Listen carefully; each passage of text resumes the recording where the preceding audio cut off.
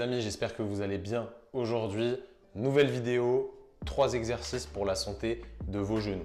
Si vous faites de la musculation, du crossfit ou tout autre sport avec de la course, des sauts, etc., où vous pouvez avoir mal aux genoux régulièrement et que vous n'arrivez pas à vous en sortir, on va vous proposer une série de 3 vidéos avec des progressions d'exercices qui vont vous permettre d'améliorer la capacité de tolérance de vos tissus au niveau du genou.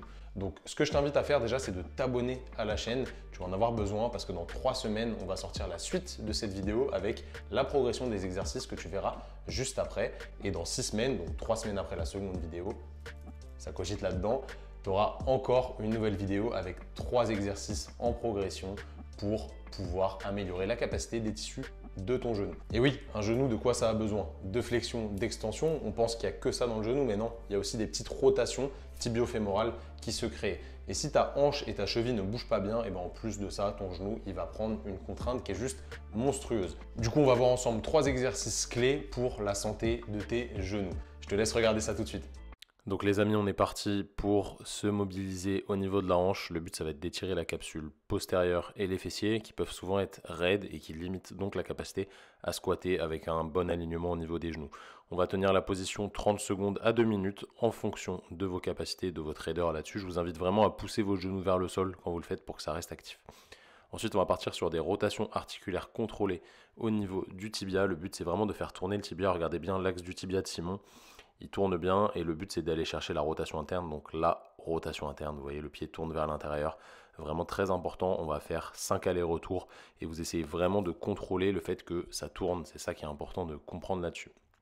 Pour ceux qui sont aussi raides au niveau des adducteurs et qui ont du mal à activer leurs fessiers en bas de leur squat, je vous conseille cet exercice. Le but, ça va être de se posturer pendant 1 à 2 minutes dans cette position. Ensuite, sur 1 minute, Simon va progressivement contracter ses adducteurs, donc pousser contre ses coudes. Voilà, vous y allez vraiment progressivement pour être à fond au bout d'1 minute. Et ensuite, on va faire complètement l'inverse. Simon, il va essayer d'écarter ses genoux vers l'extérieur en contractant à fond les fessiers pour essayer d'ouvrir dans cette position et de bien activer ses fessiers tout simplement.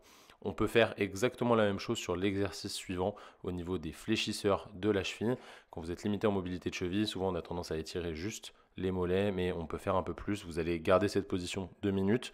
Ensuite, vous allez progressivement pousser votre pointe de pied dans le sol comme si vous vouliez contracter vos mollets pendant 1 minute à peu près, comme sur l'exercice d'avant. Et puis après, vous allez essayer de relever la pointe du pied le plus haut possible en avançant le genou pour optimiser au mieux votre flexion de cheville, que ça se transfère bien sur tous vos mouvements de squat. Pour finir, on va activer les fessiers avec 2 exercices. Le premier, le star plank. Le but, c'est de garder une belle rotation interne sur le pied du haut. Donc, vous voyez, le pied est tourné vers l'intérieur, vers le bas.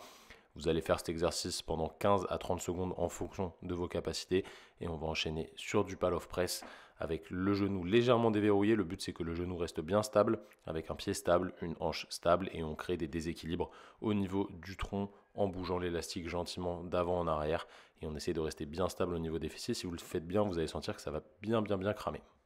Ok, j'espère que la vidéo t'a plu. Dis-nous en commentaire si les exercices étaient trop faciles, trop difficiles ou si tu as juste kiffé. N'hésite pas à les mettre en place régulièrement à l'entraînement. Ce qu'on pourrait te dire, ce serait de le faire 3 fois par semaine. Franchement, je pense que ce serait le bon dosage. Après, à toi de voir comment tu peux répartir ça. Si jamais tu veux aller plus loin, je t'invite à cliquer sur le lien en description qui t'amènera vers notre site. Il y a un programme spécifique Un genou sans douleur qui se compose de 3 séances par semaine réparties sur 12 semaines. Donc ça va vraiment t'aider à améliorer la capacité de tolérance de tes tissus, ta mobilité et du coup diminuer les douleurs sur le long terme. Prends vraiment le temps de prendre soin de toi, c'est vraiment quelque chose qui est important pour durer, pour la longévité dans le sport et pour la santé de manière générale. J'espère que cette vidéo t'a plu, je te laisse mettre ça en place et prendre du plaisir surtout à l'entraînement et dans la vie de tous les jours. À la semaine prochaine les amis.